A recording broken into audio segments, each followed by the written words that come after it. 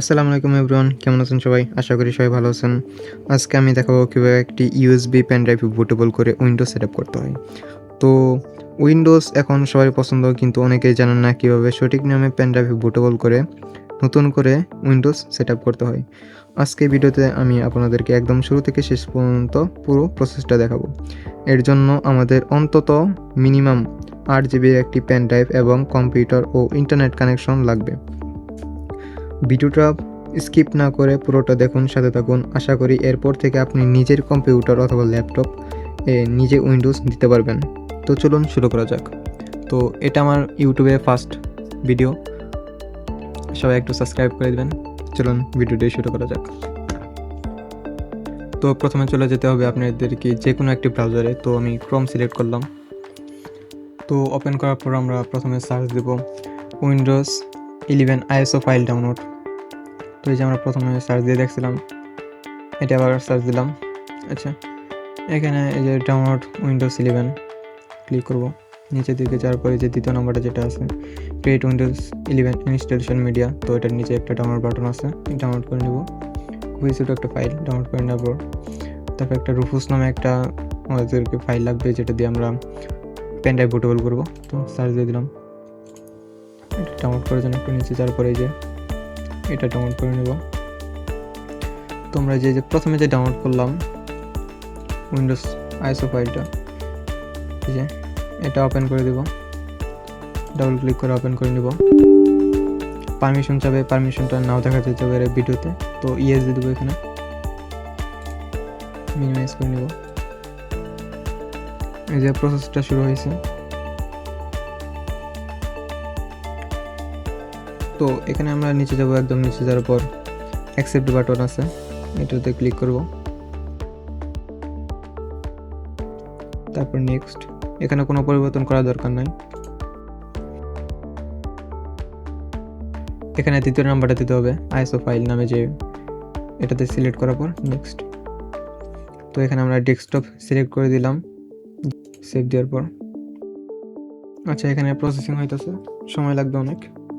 তো এতক্ষণ আমরা ভিডিওটা একটু ফাস্ট করে দিলাম।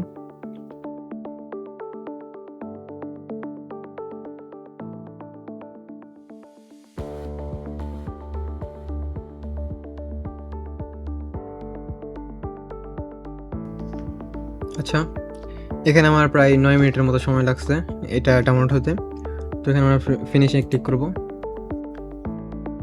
তারপর ওকে, এই যে আমরা এই ফাইলটা পাইছি ডাউনলোড করার পরে। তারপর এই ফাইলটা পাওয়ার পর আমরা চলে যাব। আচ্ছা, এখন আমরা চলে যাব ডাউনলোড সেকশনে। আচ্ছা, যে রুফুস নামে যে একটা আমরা ফাইল ডাউনলোড করছিলাম, ডাবল ক্লিক করে দেবো। এরপর আচ্ছা, পারমিশন চাবে, পারমিশনটা ইয়েস অ্যালাউ দিতে হবে। আচ্ছা, মিনিমাইজ করে নিই। তারপর আমাদের একটা ইউএসবি ড্রাইভ লাগবে, যেমন 8 জিবির। আচ্ছা, এখানে লাইন পেয়ে গেছে আমাদের ইউএসবিটা। এখানে আমি ইউএসবি আমার কম্পিউটার সাথে লাগানোর সাথে সাথে এখানে ইউএসবি ডিটেক্ট করে ফেলেছে। তো এখানে আমরা একটা যে আইএসও ফাইলটা ডাউনলোড করলাম মাত্র, তো এটা এখানে সিলেক্টে ক্লিক করব। তারপর ডেস্কটপে যাব, এই যে উইন্ডোজ নামে একটা ফাইল আছে, তো এটা ওপেন করে নিব।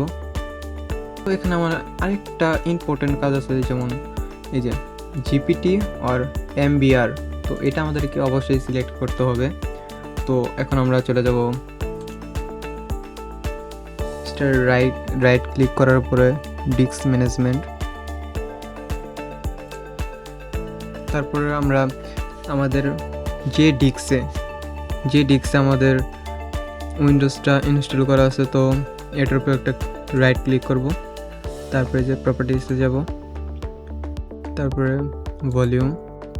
এখানে যে দেখতে পারতেছেন কোন স্টাইলে এই পার্টিশনটা আছে, তো এটা আমারটা হলো জিপিটি। তো এটা আপনারটা আপনি দেখে নেবেন। তো যেগুলো পুরাতন ওগুলো অন্যটা থাকে, বর্তমান যে লেটেস্ট যেগুলো আছে এগুলো জিপিটি অপশনেই থাকে। তো আমারটা জিপিটি সিলেক্ট করা আছে ম্যানুয়ালি। তো এখানে আমি বুটেবল করার জন্য স্টার্ট করে দিলাম, এখানে ওকে দিয়ে দিলাম। ওকে। আর হ্যাঁ, আরেকটা কথা, ইউএসবি ড্রাইভে যেগুলো ইম্পর্ট্যান্ট ফাইল আছে সেগুলো অন্য কোথাও ব্যাকআপ নিয়ে নেবেন, এখান থেকে সব কিছু ফরম্যাট হয়ে যাবে, এখানে আর কিছু থাকবে না। ওকে ওকে দিয়ে দিলাম পারমিশন। আচ্ছা একটুখানি অপেক্ষা করতে হবে।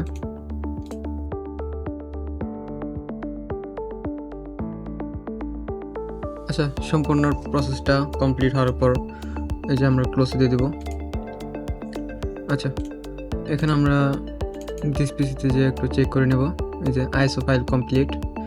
তো আমরা ইউএসবিটা একদম খুলে আবার লাগাবো দেখি। তো আইএসও ফাইল দেখতে এরকম দেখা যায়। আচ্ছা তো আমাদের এখন পেন ড্রাইভ বুটেবল কমপ্লিট। তো নেক্সট ভিডিওতে আমি দেখাবো কীভাবে এই বুটেবল পেন ড্রাইভ দিয়ে উইন্ডোজ সেট দিতে হয়। আজকের জন্য এইটুকু, আল্লাহ হাফেজ।